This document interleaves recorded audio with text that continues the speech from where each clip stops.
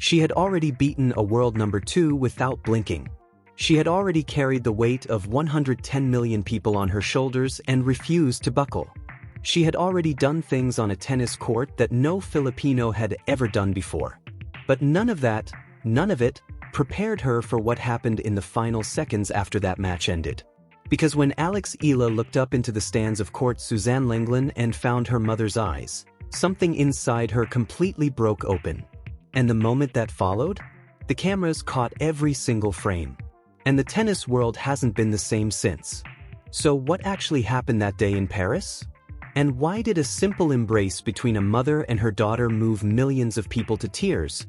People who had never picked up a tennis racket in their lives, people who had no idea who Alex Eala even was. The answer goes much deeper than a first-round victory at the French Open. It goes all the way back to a 13-year-old girl standing in an airport in Manila, wondering if she would ever see her home again. Let's go back to Paris. May 25, 2026. Court Suzanne Lenglen. 1 hour and 47 minutes of battle on red clay, and then a scoreboard that reads 6-4, 6-3. Alex Eala had just done what no Filipino tennis player had ever done before in the history of the French Open. She had won. Not a qualifying match. Not a wild card round. A main draw match at Roland Garros. The biggest clay court stage in the world. The crowd inside Suzanne Lenglen was already losing its mind. Philippine flags were waving from every section of the historic stadium. You have to picture this. People who had flown in from the Philippines, from Spain, from the United Kingdom, from the United States, from every corner of the world where the Filipino diaspora had planted roots, they were all there, all chanting the same 3 words. Laban, Alex. Laban. Fight, Alex. Fight. But Alex Eala had already won the fight. She raised her racket to the crowd. She waved. She laughed. She soaked in every single second of a moment she had dreamed about since she was a little girl watching tennis on television in Manila, probably wondering if someone who looked like her would ever be standing on a court like this. The crowd roared back at her. The Philippine flags dipped and rose like a sea of gold and blue and red. And for a moment, everything felt perfect. But then something shifted. Her eyes moved. Slowly, almost involuntarily, they drifted away from the crowd and toward the players' box. Toward the front row. Toward a woman who was sitting completely still while everyone around her was standing and screaming, a woman whose hands were clasped tight in her lap, whose shoulders were shaking, whose face was already soaked with tears before the celebration had even truly begun. Alex Eala, Alex's mother. And what happened next is the part that nobody in that stadium, nobody watching the broadcast, was prepared for. Alex's smile didn't fade slowly. It changed. The energy of a champion who had just made history transformed in a matter of seconds into something entirely different. Something raw and private and real. Her eyes glistened. Her chin trembled. And without a single word to the crowd, without another wave to the cameras, she turned and walked straight toward her mother. Now, the walk from the center of court Suzanne Lenglen to the players' box is maybe a few dozen feet. Under normal circumstances, it takes about 15 seconds. But in that moment, watching Alex Eala cross that court, it felt like the longest walk of her life. And in a way it was. Because with every step, she wasn't just crossing a tennis court. She was crossing years. Sacrifice. Distance. Loneliness. Every sleepless night. Every injury. Every time she wanted to quit and didn't. Every time her mother told her to keep going when she had nothing left. She was walking all of that home. Her legs were heavy from the match. Her arms were tired. Her heart was still racing from the adrenaline of the final point. But none of that registered. The only thing that existed in that moment was the woman waiting for her at the top of those stairs. Riza stood up as her daughter climbed toward her. Her hands were trembling. Her face was wet. She had been crying since the moment the final ball landed in, not from sadness, but from something so much more complicated than sadness. Relief. The kind of joy that can only exist on the other side of enormous sacrifice. The joy that says, "We made it. We actually made it." "Mama," Alex whispered. And Riza couldn't speak. She opened her arms. And her daughter walked into them and didn't let go. The embrace lasted several seconds. Long enough for the cameras to zoom in. Long enough for the crowd, which had been chanting and screaming just moments earlier, to go completely, utterly silent. Long enough for the commentators to stop talking and simply let the moment breathe. The Philippine flags went still. The chants faded. The stadium held its breath as if it understood that what was happening in that player's box was something too sacred to interrupt. Think about what you're watching here. This is a 20-year-old woman who had just made history, who had just defeated a world-class opponent on the biggest clay court stage in the world, who had the crowd, the cameras, the entire global tennis audience in the palm of her hand. And the very first thing she did, before the press conference, before the social media post, before any of it, was walk straight to her mother. What does that tell you about who Alex Eala really is? But here's what the broadcast cameras couldn't fully capture. Here's what you need to understand about what was happening inside that player's box. Because the story of that embrace is not just the story of that moment. It's the story of 7 years. Alex Eala is not the kind of mother who makes herself the center of the story. In all the years of following her daughter across Europe, across Spain, across every clay court and hard court and grass court where Alex competed, Riza was always the quiet presence. The one sitting in the back row of the player's box, hands clasped, lips moving in silent prayer. Never giving interviews. Never seeking the spotlight. Simply being there, steady and constant, the way a lighthouse is, not demanding to be seen, but impossible to ignore when you're lost in the dark.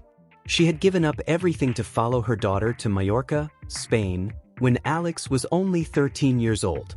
Think about what that actually means. A new country, a new language, a new culture, a new life, built from scratch, in a place where she knew nobody and understood nothing. While her daughter trained and competed and chased a dream, Riza quietly rebuilt herself around that dream. She learned the language. She made new friends. She found her footing in a world that was nothing like the one she had left behind. And she never, not once, made Alex feel guilty about any of it. But now, standing in the player's box of court Suzanne Lenglen, for the first time in 7 years, Riza was raw, unguarded, unmasked. The cameras caught her wiping tears from her cheeks with the back of her hand. They caught her shoulders shaking. They caught her face, not composed, not controlled, just completely, beautifully human. She reached up and cupped her daughter's face in both hands. Her thumbs brushed away Alex's tears, one at a time. "You're so beautiful," she said, her voice barely above a whisper. "Do you know that? You're so beautiful and you're so strong and I am so proud of you." Alex leaned into her mother's hands like a child. Like that 13-year-old girl in the Manila airport who was terrified of what came next. "I'm proud of us, Mama," she said. "Of everything we've been through. Everything we've overcome." The players who had gathered to watch the match turned away. The coaches and officials in the box stepped back, creating a quiet circle of space around mother and daughter. Some moments are too intimate to witness directly. This was one of them. And then Alex said something that the cameras almost missed. Something spoken so quietly it barely registered above the noise of the crowd beginning to exhale. "I remember the day we left Manila. I was so scared. I didn't know anyone. I didn't speak the language. I didn't know if I would make it." She paused. "I knew," Riza said simply. "I always knew. Because you believed in your dream even when you were terrified of it. And that's the only thing I ever needed to see." Now here's the part of the story that takes an already extraordinary moment and turns it into something that will be talked about for decades. After the embrace, after the tears, after the whispered words, after the world had already started to feel like it would never be the same, Alex Eala did not walk to the media center. She did not go straight to a press conference. She walked to the microphone on the court. And what she said in the next 2 minutes was the most honest, most unfiltered, most human thing ever spoken into a microphone at Roland Garros. No publicist had prepared it. No coach had rehearsed her. There was no carefully crafted statement, no strategic messaging. Just a young woman with a trembling hand wrapped around a microphone and an entire stadium leaning in, silent, waiting. "I'm sorry," she began, and her voice cracked immediately. My mom, she's everything. She turned and looked back at the player's box. Riza was still standing there, still watching, still crying, her hand pressed against her heart. She left her home for me. She left her friends. She left her career. She followed a 13-year-old girl to Spain because that girl had a dream. And she never complained. Alex's voice broke. She swallowed. Not when she was lonely. Not when she missed her family. Not when the language was impossible and the culture was foreign and the isolation was suffocating. She just kept going. Every single day. Because she believed in me. The stadium was absolutely silent. The ball kids had stopped moving. The linesmen had stopped shifting. Thousands of people from dozens of countries sat completely still, breathless, in the stands of a French tennis stadium, watching something that none of them had language for. Every time I step on this court, I think of her. Every time I want to quit, I think of her. Every time I feel like I can't do this anymore, I think of everything she gave up. And then I keep going. I just keep going. She paused and looked directly at her mother. Only at her mother. This victory is not mine, Mama. It's ours. Everything I've achieved, everything I will ever achieve, it belongs to both of us. Because none of it would exist without you. Riza pressed both hands to her heart. And the crowd, this crowd of thousands who had come to watch tennis, erupted.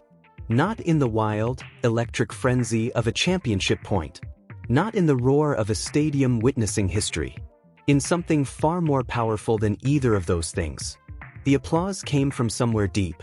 From people who were not clapping for a tennis player. They were clapping for their own mothers.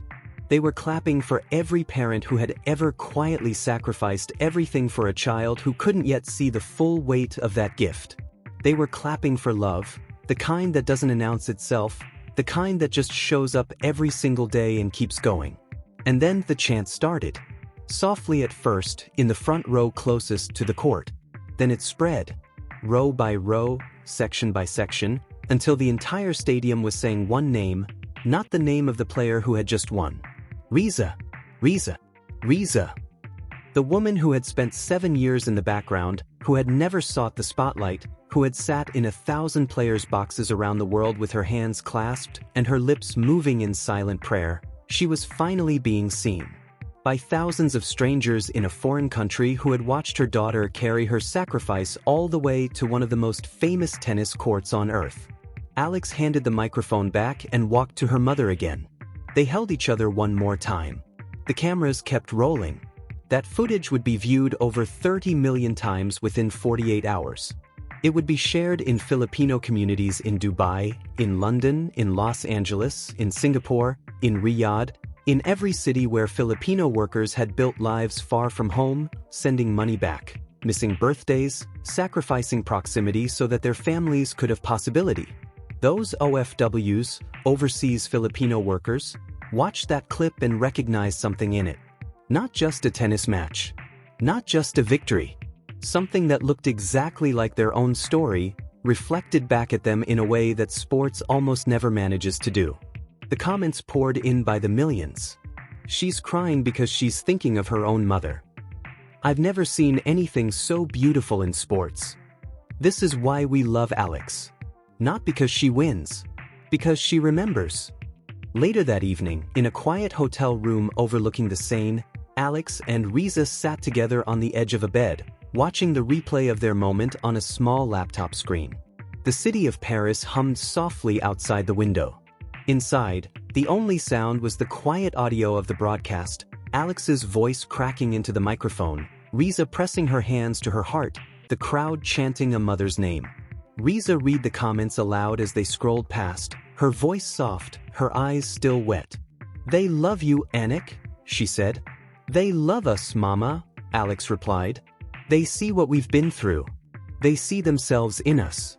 She was quiet for a moment, looking out the window at the lights of Paris reflecting on the river below. "I used to think that winning was about trophies," she said. "About rankings. About proving that I belonged somewhere. That I was good enough. That I deserved to be in the same draw as these players." She shook her head slowly. "But that's not what any of this is really about. Is it?" Riza waited. It's about making people feel seen. It's about carrying them with you. Every match, every point, every moment. Carrying every Filipino who ever wondered if someone like us could do this. Carrying every mother who ever gave up something for her child without being asked. Carrying every kid who ever felt like the world was too big and they were too small. She turned and looked at her mother. That's what we've been doing. This whole time. We've been carrying all of them. Riza reached over and took her daughter's hand. You've always known that, Anik, she said quietly. You just didn't know you knew. And here is what I want you to sit with. Because this is the part of the story that doesn't get talked about enough. Alex Eala still had more matches to play. The French Open had only just begun for her. The second round was waiting. More opponents, more pressure, more stakes. The world would keep watching and the flags would keep waving and the chants would keep echoing across those red clay courts. But something had already been decided. Something that no second round result, no ranking, no trophy could change or take away. Alex Eala had already won the thing that matters more than any of it. She had stood in front of the world and shown what real victory looks like. Not the kind measured in sets and games and championship points, but the kind that lives in the space between a daughter and her mother, in the language of tears and embraces and whispered words that carry 7 years of sacrifice inside them. She had made her mother proud. And she had made millions of strangers feel, for a brief, electric, unforgettable moment, that someone out there was carrying their story too. So I'll leave you with this. The next time you watch a young Filipino athlete step onto a world stage, whether it's a tennis court, an Olympic track, a boxing ring, a basketball court, and you feel something rise in your chest that you can't quite explain, something that feels bigger than the sport itself, remember what you saw in Paris on May 25, 2026. Remember the walk across the red clay. Remember the embrace that silenced a stadium. Remember a mother's hands cupping her daughter's face. Remember a crowd chanting a name that belonged not to the champion, but to the woman who made the champion possible. And ask yourself this question and really ask it, let it sit with you. When the next generation of Filipino athletes looks back on the moment that made them believe they could stand on the world stage, will they remember the victories? Or will they remember the love that made those victories possible? Drop your answer in the comments. And if this story moved you, if it reminded you of your own mother, your own sacrifice, your own quiet champion sitting in the stands of your life, share it. Because some stories deserve to be carried further than an algorithm can take them alone. Some stories deserve to be passed, hand to hand, the old way. Just like a mother passes a dream to her daughter, one quiet, unwitnessed act of love at a time.